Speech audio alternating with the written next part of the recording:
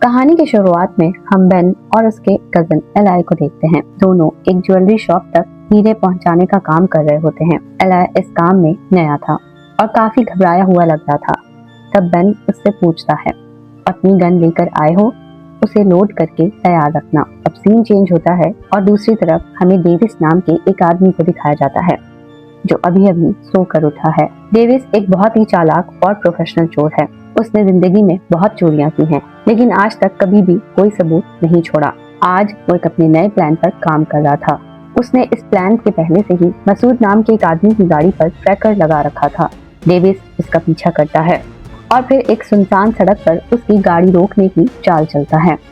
जैसे ही मसूद गाड़ी से उतरता है, डेविस उस पर गन तान देता है और पूछता है, तुम्हारे पास कोई हथियार तो नहीं? मसूद कहता है, गाड़ी के अंदर है।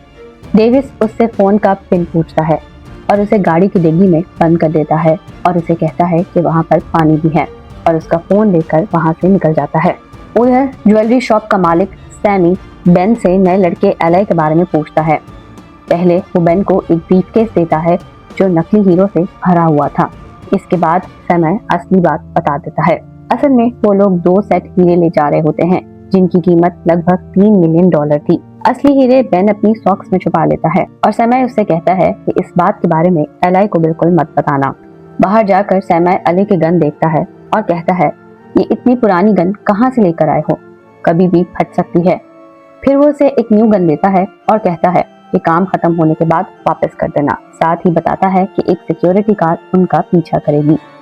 जैसे ही बेन और एलाई वहां से निकलते हैं, डेविस उनका पीछा शुरू कर देता है। कुछ देर के बाद जब दोनों डिलीवरी पॉइंट पर पहुंचते हैं, डेविस मास्क पहन लेता है और उनकी गाड़ी को टक्कर मार देता है और दोनों पर गन तान देता है। एलाई डर के मारे बिल्कुल जम जाता है। डेविस बेन को उसके घर की लाइव वीडियो दिखाता है और उसकी पत्नी का नाम लेकर धमकी देता है। फिर वो बेन और एलाई को अपने फोन और गन उसकी गाड़ी में फेंकने को कहता है। उसके बाद डेविस सीधा असली हीरा और उसका सर्टिफिकेट मांगता है। वो साफ कह देता है कि उसे ब्रीफकेस में कोई इंटरेस्ट नहीं है। बेन पहले नाटक करता है कि वो कुछ नहीं जानता, लेकिन डेविस को सब पता था। वो कहता है कि हीरे इंश्योर्ड हैं और ज्वेलरी वाले को इंश्योरेंस कंपनी से पैसे मिल जाएंगे, इसलिए अपनी जान देने का कोई फायदा नहीं है। आखिर बेन मान जाता है और अपने सॉक्स में से छुपाए हुए असली हीरे निकाल कर दे देता है। डेविस हीरे लेता है और फिर मसूद को उसकी गाड़ी की डिग्गी से आजाद कर देता है। लेकिन उसी समय एलाई चुपके से अपनी पुरानी गन निकाल लेता है जो उसने अभी तक संभाल कर रखी हुई थी।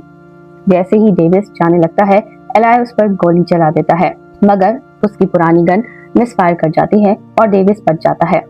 डेविस तुरंत गाड़ी घुमाता है और वहां से तेज रफ्तार में भाग जाता है। वो शहर की सड़कों से होता हुआ एक पार्किंग गैरेज में पहुंच जाता है। आज पहली बार वो मौत के बहुत ही पास से होकर आया था, इसलिए वो थोड़ा डर गया था। गैरेज में वो अपने कॉन्टैक्ट लेंसेज निकालता है, गाड़ी को कवर करता है और दूसरी गाड़ी लेकर गायब हो जाता है। इसी दौरान हमें डिटेक्टिव ब्लू दिखाई जाते हैं। डिटेक्टिव ब्लू और उसके पार्टनर हीरे की चोरी की इन्वेस्टिगेशन शुरू कर देते हैं। वो बेन से सवाल करते हैं और उसकी कहानी पर थोड़ा शक करते हैं। डिटेक्टिव ब्लू पूछता है, जिस दिन तुम $3 मिलियन के हीरे लेकर जा रहे थे, उसी दिन तुम लूट लिए गए और चोर को तुम्हारी पत्नी का नाम कैसे पता था? बेन साफ मना कर देता है कि उसने कोई जानकारी लीक नहीं की थी। एलाई ये भी मान लेता है कि उसने चोर पर गोली चलाई थी, लेकिन निशाना चूक गया था। डिटेक्टिव्स को एक और बात बहुत ही अजीब लगती है।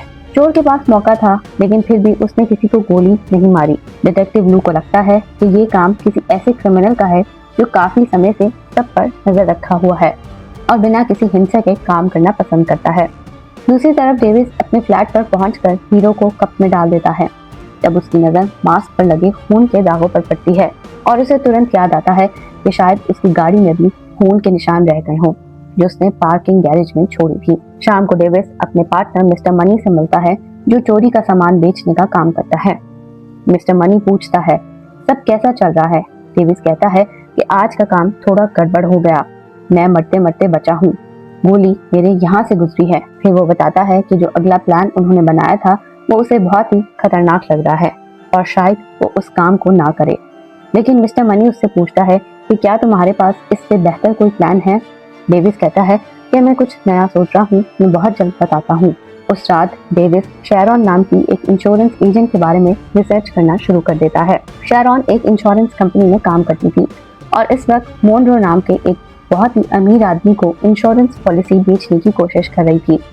वो उसकी शानदार घर की तारीफ करती है और कहती है, हमारी कंपनी आप जैसे लोगों की दौलत की प्रोटेक्ट करना चाहती है। लग रहा था मोनरॉय डील साइन कर ही देगा, लेकिन तब शेरॉन से एक छोटी सी गलती हो जाती है और वो मोनरॉय की बहुत ही जवान फियांसे को उसकी बेटी समझ लेती है। इस बात से मोनरॉय थोड़ा नाराज हो जाता है और डील खराब होने का चांसेस बढ़ जाते हैं। बाद में शेरॉन के कलीग्स उससे पूछते हैं कि ये डील हुई या नहीं। शेरॉन कह देती है कि मोनरॉय अभी सोच रहा है। उसके बाद शेरॉन अपने बॉस फिल से प्रमोशन के बारे में बात करती है, लेकिन फिर से उसे टाल देता है। इस बीच हमें पता चलता है कि जो $3 मिलियन के हीरे चोरी हुए थे उनका इंश्योरेंस शेरॉन की कंपनी ने ही किया था। फिल जो शेरॉन का बॉस था वो उससे कहता है, पुलिस में तुम्हारे कोई कॉन्टेक्ट्स हैं या नहीं, अब ये केस तुम ही संभालो। अगर चोर जल्दी पकड़े गए तो कंपनी को इंश्योरेंस के पैसे नहीं देने पड़ेंगे। शेरॉन मोनरॉय वाला केस से नहीं हटना चाहती थी, लेकिन उसकी कोलीग माया फौरन मौका देखकर कहती है कि मैं मोनरॉय वाला काम संभाल लेती हूँ। मजबूरन शेरॉन को डायमंड रॉबरी वाला केस लेना पड़ता है। उधर पुलिस समय नाम के ज्वेलर से भी पूछताछ करता है और डिटेक्टिव्स को शक था कि कहीं इंश्योरेंस का पैसा लेने के लिए चोरी खुद तो नहीं करवाई गई। लेकिन समय अपने बचाव करते हुए कहता है कि मैं 27 साल से ईमानदारी से अपना बिजनेस कर रहा हूँ, मैं अपनी रेपुटेशन क्यों खराब करूंगा। फिर वो एक इम्पोर्टेंट बात बताता है। वो कहता है कि उसने डिलीवरी की जानकारी किसी को फोन पर नहीं दी थी, बल्कि सिर्फ एक ईमेल भेजी थी।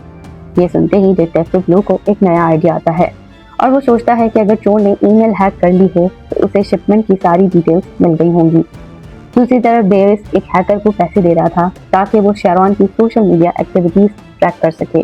अब ये बात तो साफ हो जाती है कि डेविस सिर्फ चोरी की प्लानिंग ही नहीं करता था, वो इंश्योरेंस कंपनीज पर भी नजर रखता था और पता करता था कि किस किस अमीर आदमी के पास कौन सी महंगी चीज है। बाद में दिखाया जाता है कि डेविस एक ट्रैफिक सिग्नल पर रुकता है, तभी माया नाम की महिला उसकी गाड़ी को पीछे से टक्कर मार देती है। माया गुस्से में पूछती है कि तुमने अचानक गाड़ी क्यों रोक दी। डेविस आराम से रेड लाइट की तरफ इशारा करता है और कहता है कि सिग्नल था। फिर वो पूछता है, तुम ठीक हो? माया घबरा कर कहती है, मैं लेट हो रही थी और ये गाड़ी मेरे बॉस की है। एक्सीडेंट के बाद माया इंश्योरेंस डिटेल्स मांगती है। डेविस पुलिस के चक्कर में नहीं पड़ना चाहता, इसलिए वो गाड़ी से नोटों की गड्डी निकाल कर कहता है, जितना नुकसान हुआ है मैं कैश दे देता हूँ। माया हैरान होकर पूछती है, क्या तुम हमेशा अपने पास इतना कैश लेकर घूमते हो? डेविस बात बदल देता है और कहता है, सीधा बताओ कितने पैसे चाहिए। लेकिन माया मना कर देती है। वो कहती है कि कंपनी की गाड़ी है और उसे ऑफिशियल रिपोर्ट करनी पड़ेगी। मजबूरन डेविस को अपनी इंश्योरेंस पॉलिसी खानी पड़ती है।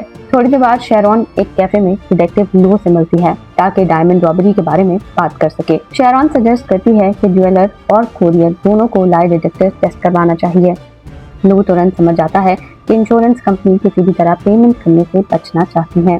फिर लो शेरॉन को कुछ पुराने रिकॉर्ड्स दिखाता है। इन रिकॉर्ड्स को देखकर लगता है कि इंश्योरेंस कंपनी के अंदर कोई आदमी चोर की मदद कर रहा है। ब्लू कहता है, अजीब बात है, जिन लोगों का इंश्योरेंस होता है अक्सर उन्हीं का घर या बिजनेस में चोरी हो जाती है। ये बात शेरॉन को भी सोचने पर मजबूर कर देती है। पुलिस स्टेशन वापस जाकर लो पुराने केसेस की फाइल निकालना शुरू कर देता है। वो छोटी मोटी चोरियां हटा देता है और फिर उन केसेस को भी साइड में कर देता है कि जहां ज्यादा वायलेंस हुई थी। जो केस पर जाते हैं उनमें एक कॉमन पैटर्न नजर आने लगता है। सारी चोरियां हाईवे 101 के आसपास हुई थी। हर केस में चोर ने बिना वजह किसी को नुकसान नहीं पहुंचाया था और हर बार वो बहुत सफाई से बच निकला था। अब लोगों को यकीन आ जाता है कि इन सब चोरियों के पीछे एक ही आदमी है। लेकिन जब वो अपने बॉस को ये सारी थ्योरी बताता है तो बॉस को ये थ्योरी बिल्कुल पसंद नहीं आती। बॉस कहता है, इतने सारे पुराने केसेस दोबारा खोलने से डिपार्टमेंट की बदनामी होगी, पुरानी फाइल्स को मत छेड़ो। ब्लू निराश हो जाता है, लेकिन उसका यकीन और मजबूत हो चुका था कि असली चोर अब तक आजाद घूम रहा है। दूसरी तरफ मिस्टर मनी अब डेविस की जगह एक नए क्रिमिनल ओरमान को अगला मिशन देने का फैसला करता है। डेविस ने काम करने से मना कर दिया था क्योंकि उसे लगता था कि प्लान बहुत डेंजरस है और किसी की जान जा सकती है और वो किसी की जान लेना नहीं चाहता। लेकिन इमरान को किसी की जान का नुकसान की कोई परवाह नहीं थी। वो बिना सोचे समझे मिशन के लिए हाँ कर देता है। अगले दिन एक कोरियर हीरे लेकर जा रहा होता है। ब्रीफकेस उसके हाथ से हैंडकफ के जरिए बंधा हुआ था। जैसे ही वो बिल्डिंग के अंदर आता है, इमरान उस पर हमला कर देता है। वो गन दिखाकर सबको डराता है और कोरियर को बुरी तरह पीटता है। आखिरकार वो उस ब्रीफकेस की चाबी हासिल कर लेता है और फिर एक और महिला को मजबूर करता है कि सारे गहने एक बैग में भर दे। जाते वक्त वो गोली भी चलाता है ताकि लोग और ज्यादा डर जाएं। ये रॉबरी डेविस के स्टाइल से बिल्कुल अलग थी। इसी दौरान डेविस माया को माइक नाम से मैसेज करता है और डिनर पर चलने के लिए पूछता है। माया मान जाती है, लेकिन डेट पर थोड़ी सी देर से पहुंचती है। रेस्टोरेंट माया को बहुत महंगा और फैंसी लगता है। वो कहती है कि मैं किसी सिंपल जगह जाना पसंद करूंगी। दोनों वहां से निकलकर एक स्ट्रीट फूड वाली जगह पर चले जाते हैं। डेविस की काली और तन्हा जिंदगी में माया एक नई रोशनी बनकर आई थी। दोनों की डेट बहुत अच्छी भी करती है। डेट खत्म होने के बाद डेविस पास में लगे एक टीवी पर न्यूज देखने लगता है। ब्रेकिंग न्यूज में उस ज्वेलरी शॉप रॉबरी की कवरेज चल रही थी जो आज सुबह 10 बजे हुई थी। रिपोर्टर बताता है कि लुटेरे ने पूरे वक्त मोटरसाइकिल हेलमेट पहना हुआ था, इसलिए कोई उसका चेहरा देख नहीं सका। पुलिस प्रूफ्स की मदद से कोई सुराग ढूंढने की कोशिश कर रही थी, लेकिन अब तक कोई पक्का सबूत नहीं मिला था। डिटेक्टिव लू जब ये फुटेजेस देखता है तो उसे कुछ अजीब लगता है। जगह, टाइमिंग और रॉबरी का तरीका तो पुराने केसेस जैसा ही था, लेकिन चोर का बिहेवियर बिल्कुल अलग था। पुराना चोर हमेशा हिंसा से बचता था, जबकि ये नया चोर लोगों को पीट रहा था और गुस्से में नजर आ रहा था। लू को लगता है कि या तो असली चोर बदल गया है या फिर किसी और ने उसका स्टाइल कॉपी किया है। उधर डेविस गुस्से में मिस्टर मनी के पास पहुंचता है। वो कहता है कि ये मेरा प्लान था, तुमने किसी और को कैसे दे दिया। मिस्टर मनी जवाब देता है, तुम खुद डर गए थे, जब तक तुम काम नहीं करना चाहते तो मैं किसी और को दे दिया। डेविस कहता है, बात पैसे की नहीं है, बात भरोसे की है। लेकिन मिस्टर मनी को इस बात की कोई परवाह नहीं थी। बाद में मिस्टर मनी और उर्मान एक नया प्लान बनाते हैं। वो फैसला करते हैं कि अगली बार डेविस से ही काम करवाएंगे और डेविस की रॉबरी करने के बाद वो उसी को लूट लेंगे और मार देंगे। इस तरह सारा रिस्क डेविस उठाएगा और फायदा उन दोनों को मिलेगा। मिस्टर मनी उर्मान को हैकर का नाम भी दे देता है, जिससे डेविस इस्तेमाल करता था। कुछ देर बाद डेविस अपने कॉन्टैक्ट से नई इंफॉर्मेशन लेकर निकलता है। इस दौरान उमरान चुपके से उसकी गाड़ी पर ट्रैकर लगा देता है। घर लौटने के बाद डेविस शैरॉन के बारे में और रिसर्च करता है। वो उसका एक स्केड्यूल और पर्सनल डिटेल्स ध्यान से पढ़ने लगता है। अगले दिन वो शैरॉन से एकदम नॉर्मल तरीके से मिलता है। डेविस उसकी कार की तारीफ करता है। शैरॉन मजाक में कहती है कि जिंदगी बोरिंग गाड़ियों के लिए बहुत छोटी है। फिर वो डेविस से पूछती है, तुम्हारे पास कौन सी कार है। डेविस स्टाइल में जवाब देता है, ये इस बात पर डिपेंड करता है आज कौन सा दिन है। शैरॉन हंस पड़ती है और कहती है, अगर तुम इतनी आसानी से गाड़ियां बदल सकते हो तो मुझे भी तुम्हारा काम ज्वाइन कर लेना चाहिए। डेविस मजाक में कहता है, अच्छा फिर मेरी गाड़ी गैस करो, अगर सही गैस किया तो चाबी तुम्हारी। शैरॉन काफी सोचने के बाद गाड़ी का नाम और कलर बताती है। शैरॉन मॉडल तो गलत बताती है, लेकिन कार का कलर बिल्कुल सही गैस कर लेती है। इसी तरह दोनों के बीच में बातचीत शुरू हो जाती है। डेविस अपना नाम शैरॉन को भी माइक बताता है और दोनों के बीच एक दोस्ती सी बनने लगती है। उधर पुलिस स्टेशन में लो और उसकी टीम रॉबरी की आखिरी कैमरा फुटेज देख रहे थे। लो पूछता है कि क्या ये आदमी हाईवे 101 के पास कहीं नजर आया था। जवाब मिलता है नहीं। तब लो कहता है, आखिरी कैमरा फुटेज यहीं तक है, इसके बाद उसने जरूर गाड़ी बदली होगी। वो पूरे एरिया की तलाशी लेने का ऑर्डर देता है। कुछ समय बाद माया डेविस के घर चली जाती है। घर देखकर वो हैरान हो जाती है और कहती है, तुम्हारा घर कितना खाली लगता है, ना यहाँ कोई फैमिली की फोटो है और ना ही कोई पर्सनल चीज। डेविस कहता है कि उसे ऐसी चीजें पसंद नहीं हैं। अब माया म्यूजिक चला देती है और डेविस को डांस करने के लिए खींच देती है। शुरू में डेविस अनकंफर्टेबल महसूस करता है, लेकिन धीरे धीरे रिलैक्स हो जाता है। दोनों एक दूसरे के करीब आने लगते हैं और उनके बीच रिश्ता मजबूत होने लगता है। अगली सुबह डेविस को एहसास होता है कि कोई उसका पीछा कर रहा है। वो अपनी गाड़ी चेक करता है और उसे एक ट्रैकर मिल जाता है। ये देखते ही वो समझ जाता है कि कोई उस पर नजर रखे हुए है। डेविस फौरन नया फ्लैट ले लेता है और अपनी लोकेशन भी बदल देता है। इस वक्त डिटेक्टिव लू पार्किंग गैरेज में छोड़ी गई वो गाड़ी ढूंढ निकालता है जो रॉबरी में यूज की गई थी। फॉरेंसिक्स टीम को गाड़ी के अंदर खून की एक बूंद भी मिली थी। लू उस खून को डीएनए टेस्ट के लिए भेज देता है और उसे ये उम्मीद होती है कि अब असली चोर तक पहुंच जाएगा। कुछ दिन बाद डेविस और शैरॉन एक आर्ट म्यूजियम में मिलते हैं। डिनर के दौरान शैरॉन अपने काम के बारे में बताती है। वो कहती है कि उसका काम अमीर क्लाइंट्स की महंगी चीजों का इंश्योरेंस करना है। तो डेविस पहली बार सच बोलता है। वो कहता है कि उनका मिलना कोई कोइंसिडेंस नहीं था। वो पहले से शैरॉन के बारे में जानता था और उसके पास एक बिजनेस ऑफर है। शैरॉन तुरंत समझ जाती है कि डेविस असल में चोर है। वो फौरन मना कर देती है और कहती है, मैंने पूरी जिंदगी बहुत ईमानदारी से काम किया है। लेकिन डेविस कहता है कि हो सकता है तुम ईमानदार हो, लेकिन जिन अमीर लोगों को तुम इंश्योरेंस देती हो जरूरी नहीं कि वो भी ईमानदार हो। शेरॉन उसकी बात सुनकर नाराज हो जाती है और वहां से चली जाती है। बाहर निकलते ही डेविस उस बाइकर को देख लेता है जो काफी वक्त से उसके पीछा कर रहा था। वो तुरंत अपनी गाड़ी उसके पीछे लगा देता है। अब दोनों के बीच एक डेंजरस चेस शुरू हो जाता है। अरमान काफी देर तक बचने की कोशिश करता है, लेकिन आखिर में एक गाड़ी से टकरा कर गिर जाता है। जख्मी हालत में वो एक बिल्डिंग के अंदर भागता है। डेविस उसके पीछे पहुंच जाता है और गन तान कर कहता है, मेरा पीछा करना बंद करो, मुझसे दूर रहो। इसी दौरान शेरॉन एक योगा क्लास में डिटेक्टिव लू से टकरा जाती है। तभी लू को एक इमरजेंसी कॉल मिलती है कि हाईवे 101 के पास एक और चोर नजर आया था। पुलिस तुरंत वहां पहुंचती है और फायरिंग शुरू हो जाती है। लेकिन जब सब कुछ खत्म होता है तो पता चलता है कि पुलिस ने जिसे गोली मारी थी वो एक बच्चा था। लू को पूरा यकीन था कि उसके पास तो असली गन भी नहीं थी, फिर भी पुलिस ने उसे मार दिया। लू के बॉस फौरन अनाउंसमेंट कर देता है कि सारी पुरानी चोरियां इसी लड़के ने की थी और केस बंद कर दिए जाते हैं। लेकिन लू को इस बात पर बिल्कुल यकीन नहीं था। उसे लगता था कि चोर अब भी आजाद घूम रहा है। उधर इंश्योरेंस ऑफिस में माया को काफी तारीफ मिल रही थी। मोनरॉय के साथ जो इंश्योरेंस डील चल रही थी वो आखिरकार कंप्लीट हो गई थी। असल में ये पूरा काम तो शेरॉन ने किया था, लेकिन क्रेडिट माया ले गई। लेकिन इसके बाद शेरॉन अपने बॉस फिल से प्रमोशन के बारे में बात करती है और एक बार फिर से वो उसे टाल देता है। जब शेरॉन गुस्से में कहती है कि वो अपने सारे क्लाइंट्स लेकर किसी दूसरी कंपनी में चली जाएगी, तब बॉस उसकी बेइज्जती करने लगता है। वो कहता है कि 50 साल की औरत को कौन हायर करेगा। ये बात शेरॉन को अंदर तक चोट पहुंचाती है। डिटेक्टिव लो को डीएनए टेस्ट की रिपोर्ट भी मिल जाती है और वो रिपोर्ट को बहुत ही ध्यान से पढ़ने लगता है, क्योंकि उसे उम्मीद थी कि इस रिपोर्ट में उसे कोई ना कोई सबूत जरूर मिलेगा। दूसरी तरफ शेरॉन अपनी जिंदगी का सबसे बड़ा फैसला करती है। वो डेविस से कांटेक्ट करती है और उसे कहती है, तो मुझे कोई बिजनेस प्लान बताना चाहते हैं ना। फिर वो एक बहुत बड़ी इंफॉर्मेशन देती है। शेरॉन बताती है कि मोनरॉय की शादी के लिए एक कोरियर आने वाला है जो लगभग $5.5 मिलियन की घड़ियां और हीरे लेकर आएगा। कोरियर के साथ बहुत सारे गार्ड्स होंगे और सिक्योरिटी बहुत टाइट होगी, लेकिन सिक्योरिटी में कुछ लूप होल्स भी थे। मोनरॉय टैक्स बचाने के लिए कुछ पेमेंट्स कैश में कर रहा था। इसका मतलब था कि वहाँ लगभग $1 मिलियन कैश भी मौजूद होगा। ये सुनकर डेविड सोच में पड़ जाता है। वो पूछता है कैश की सिक्योरिटी कैसी होगी। शेरॉन कहती है कि उसे पूरी डिटेल नहीं पता, क्योंकि इंश्योरेंस कंपनी सिर्फ हीरे और घड़ियों को कवर कर रही है, कैश को नहीं। डेविस को ये प्लान बहुत रिस्की लग रहा था, लेकिन शेरॉन कहती है कि इतना पैसा मिल जाए तो हम दोनों हमेशा के लिए सब कुछ छोड़ सकते हैं। डेविस जवाब देता है, पैसा तभी काम आता है जब जिंदा बचकर निकल सको। इसी वक्त डीएनए रिपोर्ट से लो को पता चल जाता है कि असली चोर डेविस ही है। लो तुरंत डेविस के पुराने एड्रेस पर पहुंचता है। वहां एक महिला दरवाजा खोलती है। लो अपनी पहचान छुपाकर सवाल करता है और उस महिला के रिएक्शन से समझ जाता है कि वो डेविस को जानती है।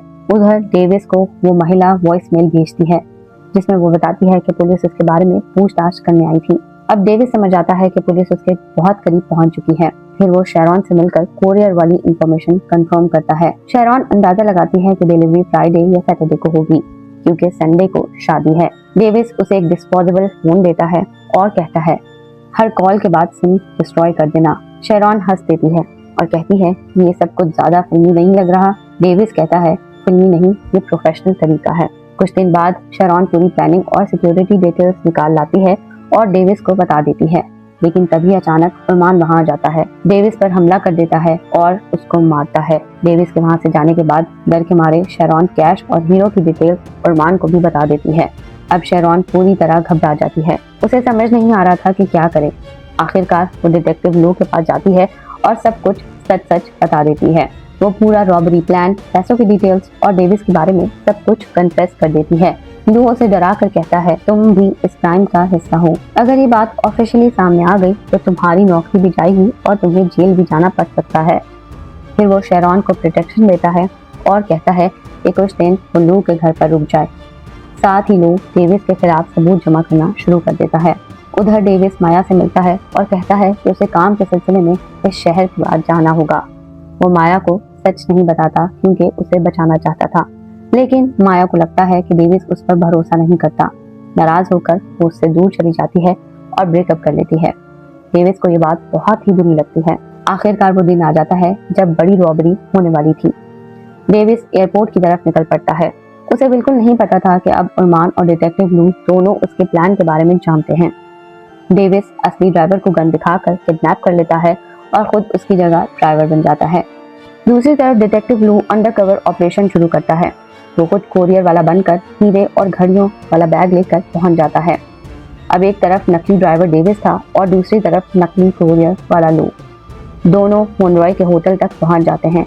जैसे ही रूम के अंदर एंटर करते हैं, डेविस गन निकालकर सबको नीचे बैठने का ऑर्डर देता है। वो कहता है कि तिजोरी में जो कैश रखा है सब निकालो। लू उसके कहने पर बैग में हीरे और घड़ियां भरने लगता है, लेकिन अचानक पता चलता है कि बैग के अंदर एक छुपी हुई गन भी थी। लू तुरंत गन निकालकर डेविस पर तान देता है और कहता है, मैं पुलिस ऑफिसर हूँ, सरेंडर कर दो। रूम का माहौल एकदम टेंस हो जाता है। डेविस कहता है, मैं कभी किसी को नुकसान नहीं पहुंचाया, मैं अपना रिकॉर्ड खराब नहीं करना चाहता। लेकिन तभी सबसे बड़ा ट्विस्ट सामने आता है। अरमान अचानक रूम में घुस आता है और दोनों पर गन तान देता है। अरमान डेविस से बिल्कुल अलग था, उसे किसी की जान की परवाह नहीं थी। बिना सोचे समझे वो मोनरॉय को गोली मार देता है। रूम में एकदम अफरा तफरी मच जाती है। इसी दौरान डेविस भी फायरिंग करता है और अरमान को मार गिराता है। आखिरकार सब कुछ खत्म हो जाता है। तब डिटेक्टिव लू डेविस को कहता है, मुझे पता है कि हाईवे 101 वाला चोर तुम ही हो। तुमने जिंदगी भर किसी को चोट तक नहीं पहुंचाई, आज तुमने सिर्फ मेरी जान बचाने के लिए किसी को मारा है। अब लू की सोच बदल चुकी थी। उसे लगता है कि डेविस दिल से बुरा इंसान नहीं है।